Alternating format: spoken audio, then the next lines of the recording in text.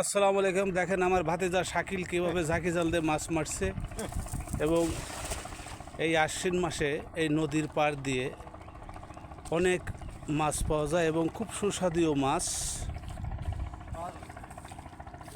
দেখি উনি জাল টানতেছেন, কী মাছ ওঠে।